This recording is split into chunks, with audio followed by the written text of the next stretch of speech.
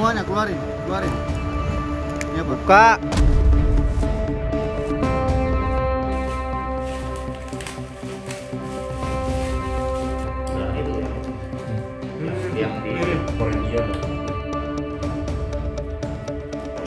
Berbagai modus penyelundupan narkotika dilakukan untuk memasukkan barang haramnya ke tanah air. Salah satunya adalah penyelundupan narkotika yang disembunyikan di dalam kaleng makanan berisi bubuk bumbu. Bea Cukai mencurigai ada seorang penumpang berkeluarga negaraan India yang terbang dari Kochi, India, kemudian yang bersangkutan transit di Kuala Lumpur, dan selanjutnya dari Kuala Lumpur kemudian landing di Terminal 2F Bandara Udara Soekarno-Hatta. Yang bersangkutan ini membawa bumbu-bumbu, ya, artinya bumbu-bumbu makanan khas India berupa kari yang dikemas dalam dua kemasan kaleng. Ya. Nah, setelah dilakukan pemeriksaan dan pemindaian X-ray, ternyata di dalam bumbu yang disembunyikan yang disimpan di kaleng tadi itu ada sesuatu benda lain yang ada di dalamnya. Setelah semua isi bumbu bubuk dikeluarkan, ternyata terdapat bungkusan plastik berisi kristal bening dengan berat total 2.944 gram.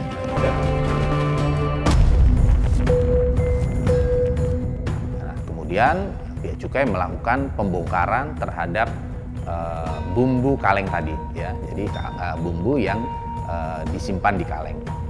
Setelah dibuka, ternyata benar di dalam kemasan kaleng tadi, di atasnya memang disimpan bumbu-bumbu kari India. Nah, ternyata setelah dibuka, di dalamnya terdapat benda berupa kristal putih. Untuk memastikan temuannya, petugas menguji dengan alat uji narkotika. Hasilnya positif sabu atau metapetamin, narkotika golongan 1. Nah, diketahui dari hasil wawancara dan pengembangan terhadap penumpang tadi, yang bersangkutan ini diperintahkan oleh pengendali yang juga berdomisili di India untuk membawa barang tersebut ke sebuah hotel di Pasar Baru. Nah, memang penumpang tadi diberikan keleluasaan oleh pengendali untuk memilih hotel sendiri dan yang penting lokasinya berada di Pasar Baru, Jakarta Pusat. Berdasarkan temuan ini, Bea Cukai Soekarno-Hatta bersama Polrestabes Bandara Soekarno-Hatta mengembangkan kasus ke salah satu hotel yang berada di Jakarta Pusat. Tim gabungan Bea Cukai dan Polresta kemudian melakukan counter delivery dan berhasil mengamankan 2 orang yang diperintahkan sebagai pengambil barang. Ya, ini 2 orang warga negara Indonesia, MJI dan MZ. Buka. Semuanya keluarin, keluarin. Ya, Pak. Buka. Apa isinya itu? Hah? Keluarin ya. Ini lu lihat separuh aja, lu lihat. Taruh di bawah. Isinya apa? Pada awalnya, 2 orang pelaku yang bertugas untuk mengambil barang tadi menjalankan aksinya atas perintah dari seorang yang berinisial A. Namun, tim berhasil mengungkap lebih lanjut siapa sebenarnya seorang yang bertugas pengendali dari penyelundupan narkotika ini. Nah, diketahui ternyata yang mengendalikan barang ini bukan saudara A, melainkan adalah saudara EB atau F yang merupakan kakak dari saudara A. Jadi saudara A ini hanya dipakai namanya saja, sementara pengendali adalah saudara E atau saudara F yang saat ini sedang menjalani hukuman di sebuah lembaga permasyarakatan di Tangerang.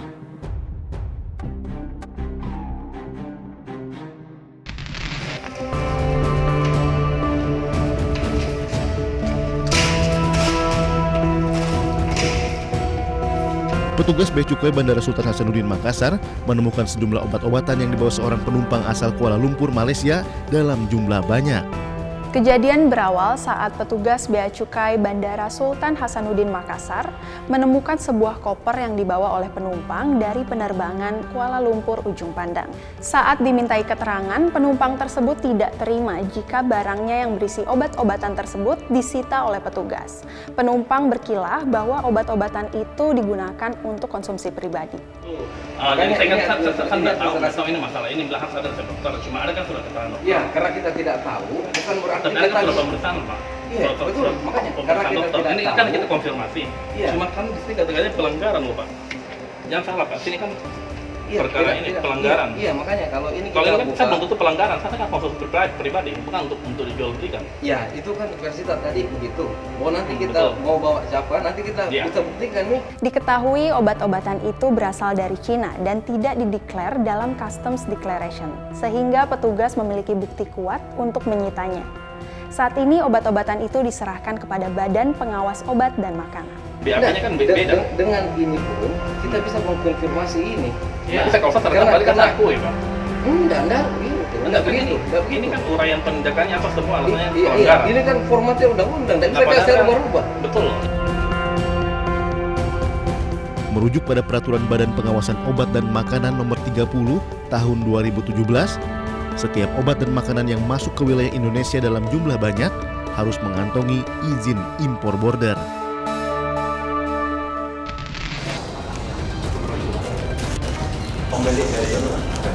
Di awal tahun 2020, Bea Cukai Kuala Namu Medan mengagalkan penyelundupan benih lobster yang akan dikirim ke Singapura. Benih lobster tersebut dikemas dengan kantong plastik yang telah diisi oksigen dan dimasukkan ke dalam koper. Jadi pada awalnya memang kita lihat ada koper ya yang terencana akan masuk ke bagasi pesawat. Bagasi pesawat ini pesawat Jetstar 3G284 tujuan Kuala Namu Singapura. Nah, kita melihat pada arus bagasi tersebut, kita lihat bahwa ada beberapa bagasi yang rencananya akan dimasukkan dan merupakan bagasi yang ada di make up area kita sebutnya pada saat injury time. Jadi bagasi-bagasi yang lain sudah masuk, namun demikian masih ada bagasi ini. Dari hasil X-ray tersebut maka kelihatan citra bahwa di dalam koper tersebut terdapat 30 bungkus plastik.